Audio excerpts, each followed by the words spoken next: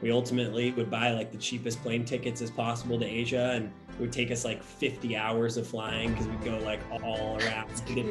Wow.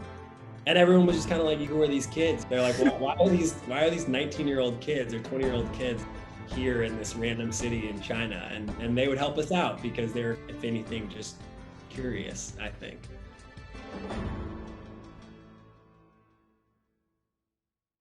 We sold the first 1,000 pairs and we probably got like $6,000 cash, right? So we turned that 1,400 into 6,000, and we were like, we're so rich, like this is so cool.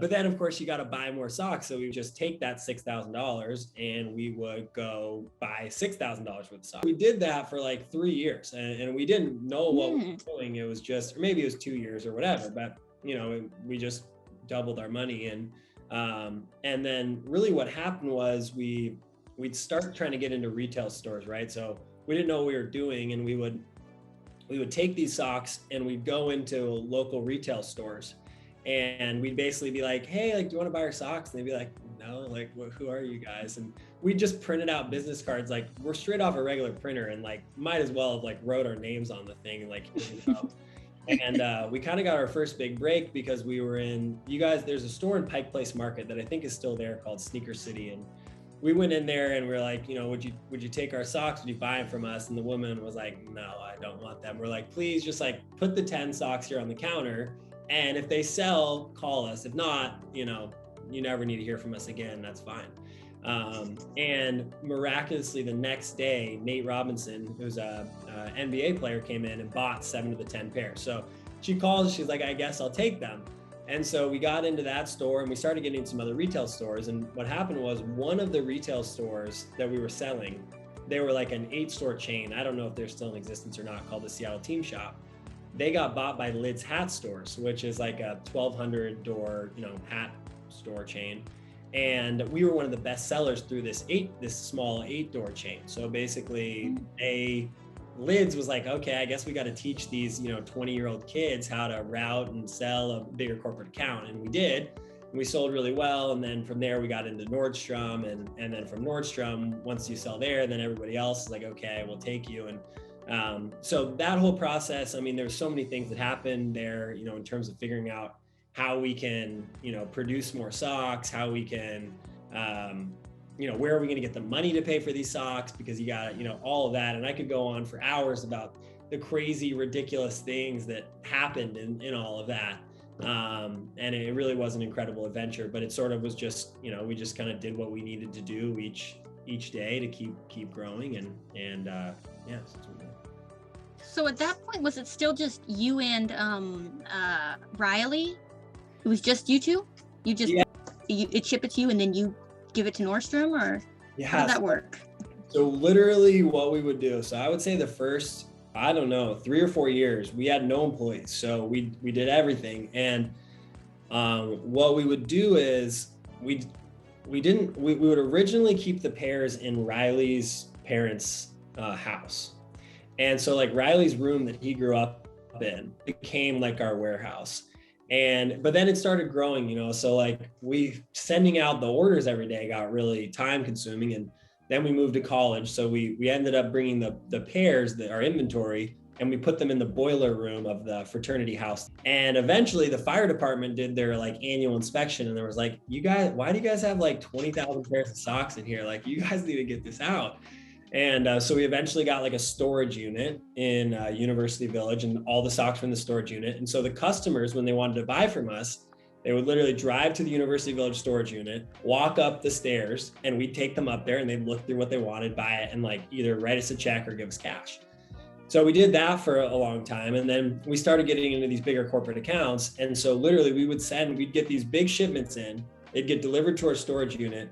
And then we'd go to like a local FedEx, and there's a lot of things you got to do to ship product to a big corporate account. And we would like literally do that there. And that got kind of ridiculous. So eventually we kind of kept growing and got, what's called the 3PL, sort of a warehouse with other clients too. And kind of went from there. How quick was this process with the whole growth starting in your senior year to now? Was the process of going from level 0 to Nordstrom, was that quicker than you expected, or was it pretty gradual or slow? Um, it's a good question. I mean, I think in a lot of ways really slow, in a lot of ways really fast. Just kind of what you're, just depends your perspective, I guess. I think we grew at the pace that we were capable of growing it. I think, there's so much to learn, and there's so much that we're still learning. And that's what I love about this job and career for me, is that, I'm doing this because like, I felt like I'm born to do this, and I love it. And I love the learning. And I think the more, and I think, the more you learn, the faster you're able to grow and kind of go to the next level. Like, if Riley and I now we're where we were 12 years ago, we could have made it grow, I'm sure, much faster. But it's just sort of, you grow at the pace that you grow. And, Riley and I were still in college and doing all that. And so we just did what we could to make sure we stayed in business. And honestly, that's still what we're doing now, So just keep growing. The production process that you're talking about, it sounds super interesting. So tell us a little bit about more about that. So like, where are the socks made? What was like the super early stages? You told us about Microsoft Paint and everything like that. So tell us a little bit about the production stages, process in the early stages, and then like now. At the very start, we just knew that we needed production. And the guy in Istanbul, actually, he emailed us after like 5 orders and was like, hey, I'm not making socks anymore. I'm making mattresses now, but like, I can sell you guys mattresses. And we're like, dude, I can't sell mattresses to anyone. And so we had to find someone else to make the socks. And we found somehow got connected to someone in the Philippines very randomly. And ultimately we found this family that had a really small sock mill, and did some orders through them. And then eventually, for the first time, we flew to Asia, and we didn't really know what to expect, but Riley and I just flew over there, and they picked us up at the airport. And then, slowly from there, it was just such a cool experience to go into a sock factory and see these big, crazy machines, making our product. That was a really cool experience, and it became really, tangible. And then from there, we just slowly met more people and met more factories, and started growing the business, that way. And, today we work with one primary factory in the Philippines, actually, and we're the vast majority of their business. And the owner of that factory is now a part owner of Strideline, and has been an amazing partner for the business. And it's really just been an incredible adventure, seeing how different people live in the world and working through all that as it goes. That's amazing. Yeah. Okay. So what was going through your mind? How did you feel when you put in that first order? I mean, honestly, $700 was a lot of money. I think that was honestly the feelings. I think there was a lot of excitement. And I'll say, when that first order actually came in, wow, what a feeling of like seeing this like idea become real. And I think that is one of the things that I do love about our business. Every time I don't get to go to our warehouse very often. I don't go often, but it's so cool to be able to see these things that you actually like physically make, or like if we ship a big order to Costco, it's like, you look at all these pallets of socks and you're like, wow, that's pretty cool. Well, I'm probably nerding out here on socks too much, but yeah, it's cool. Not at all. What were some of the other businesses that you had in mind? The one other business that we actually did start a couple years into college, it's really hard, at least at the time when we were going to the University of Washington, it was really hard to get into the classes that you wanted. So we built this tool that pinged the class registration system, and it would like ping it every like 5 seconds.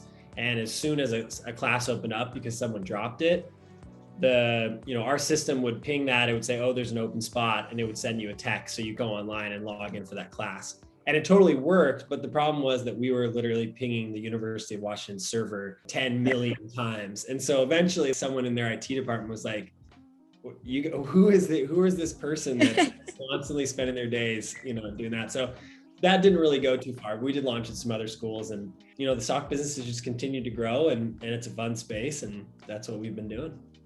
What would you say are like your inspirations? Riley and I, my co-founder, have just as early as we can remember wanted to start a business. So I think for us, like growing up, it was all the really cool companies that we were really into as kids were inspiring to us. And we always had this confidence that someday we could run one of those. So how do you the markets are always changing and stuff like that. And how do you handle that? Because you have a specific, your design of sock is pretty, it's got a certain look.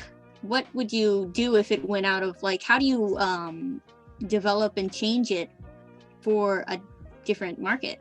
Because we spent so much time personally in sock factories. I mean, just like an absurd amount of my life has been just sitting in hot sock factories. Like, we know a lot about socks now, and how they're made. And, you know, most sock companies and a lot of people in the sock space, you know, they don't, I mean, there's a lot of them that are really know their stuff, but there's a lot of them that are just, okay, we're just gonna, you know, make, you know, run the machines, make whatever white sock you got, and they're gonna be focused on selling. We love selling, but we also are really obsessed with the quality of our socks, and really obsessed with, and have spent the you know, the last 12 years building this one product. Okay, I think I'm gonna wrap it up with one more question, and then we'll let you go. This is my favorite question. If you could go back in time to your high school self, you know, about our age, what advice would you give to your past self? I'm going to give you the cheesiest answer that everyone tells you, but I think it's true, which is just whatever it is you're passionate about doing, you got to just do that. There's nothing that says you can't make an amazing career out of whatever it is that you're passionate about. I would just really encourage you to do that. Don't be discouraged by anyone. Well, that might, you know, you might be interested in whatever it may be, but that's not a good career. You know, that's not true. I mean, it's whatever it is that you're passionate about doing. If you are passionate about doing it, good things will happen to you, because it's not going to feel like work. And hell, even if it doesn't end up being some, you know, what you thought it was, if you're enjoying doing it, it's going to take you down a good path. You know, that's what I would encourage you guys to do, and just enjoy the end of high school. You know, hopefully get you guys in person here for the end of it and all that.